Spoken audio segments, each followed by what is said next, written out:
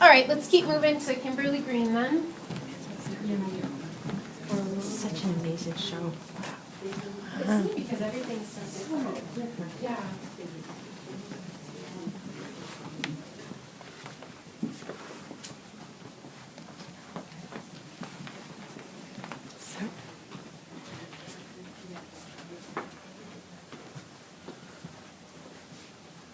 So when Kimberly Green submitted her portfolio for review, it was all clay. And she had some pieces that sort of challenged the idea of clay a little bit. Like she did a series of ceramic balloons.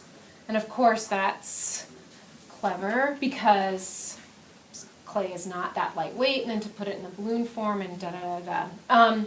And so she'd like to kind of challenge the idea of the material and do it in a kind of multiple format, but multiple sort of sculptural format, not pottery, not sort of functional work in that way, much more challenging of the sort of conceptual ideas of the material. And she had a series of photographs that had a lot of what looked like bricks, brightly colored clay bricks that were out in sort of an industrial, like at the back of Lowe's where, you know, they have all of that stuff piled up. And so she put them back there, and you could tell that they were meant to kind of mimic architectural building blocks. And then also, again, to sort of play off the idea of clay as something sort of precious and fragile, and that she's turning it into this slightly more industrial feeling.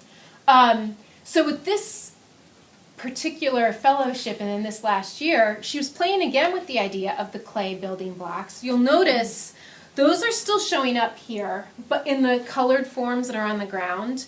At one point, she had considered having pieces that people could actually come and move.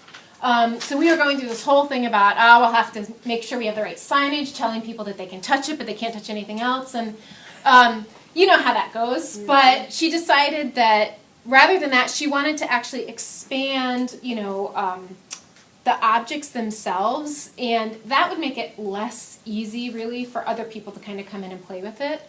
And she uses molds, and then she'll cut and reconfigure the molds. So she has like some forms that she really likes that usually have a void, that's some kind of a rounded void, and then a flat side. But she'll cut and reconfigure, and she kind of uses it, interestingly, like Da Vinci, where he's kind of cutting and pasting and putting together different shapes and structures. She's doing the same thing with a lot of these pieces. So you will notice sometimes she'll take all of the different pieces that have been a part of the mold, and she'll put them sort of together in an installation. But you're not going to see, you'll recognize that there's a similarity, but you're not going to immediately see, oh, okay, this came from this mold, and then she broke it apart. Like, she's purposely kind of challenging how you see the shapes and forms and sides. And then she decided that she wanted to do something that moved away from clay, but still allowed her structure. Because one of the things that she was noticing when she was doing installations that had people pick up the blocks and move them was that everyone wanted to build, and they always wanted to build up.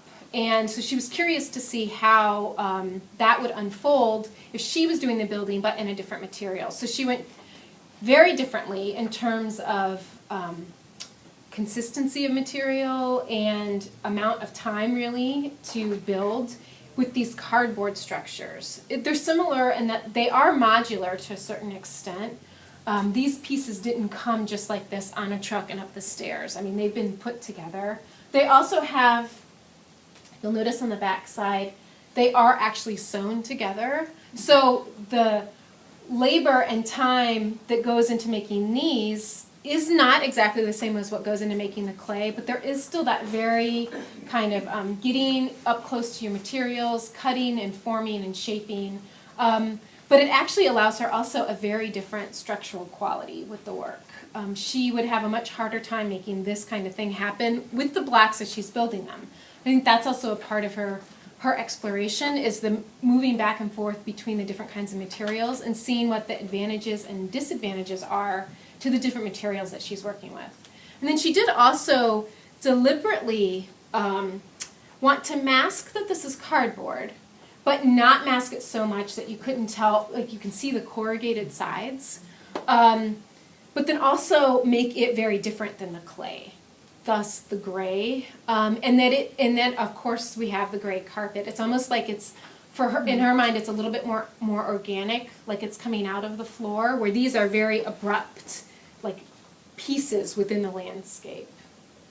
So it was interesting too because this was very, very much sort of built with the space in mind and also built kind of on site. She brought in a couple of different trips. She was here in terms of time spent in this particular gallery. She was probably here more than the other artists just because this work does have that kind of quality to it. Like it wasn't, she didn't just make it in another studio and then transplant it here. It had to be kind of worked and reconfigured in this space. She didn't even know for sure how much she would use of the cardboard or the clay. But then this was, as she kept working and shaping it in her mind, this was where she wanted to go with that. So, any questions?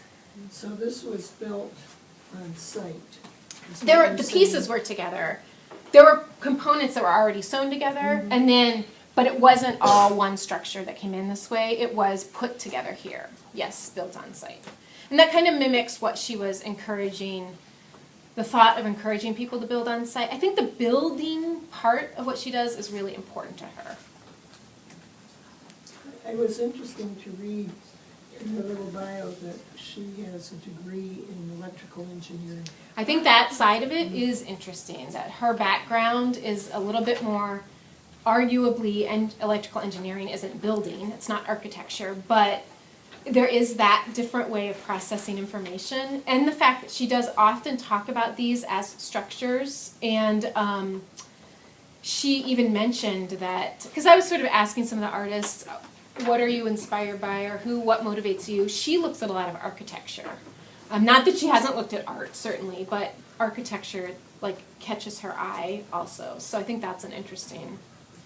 But you mentioned organic, that it looks like it's growing, but to me, the first thing I thought of was molecules. Oh, cellular, absolutely, Yeah, yep, definitely. It's That organic too. in that sense. And this more so than this, in that sense, although this has that quality with like, you Well, think of some of these look structures. like petals. Yes, Yeah. there is a kind of organic relationship, but, and I think she plays with that a little bit too, that relationship between organisms and structures and architecture. There's a lot of that back and forth. Okay, then let's move on real quick to close to home, and then we'll get you That guys. looks like a moving. fish. Look, that's the tail. Yeah. The fin. Which one is a different color?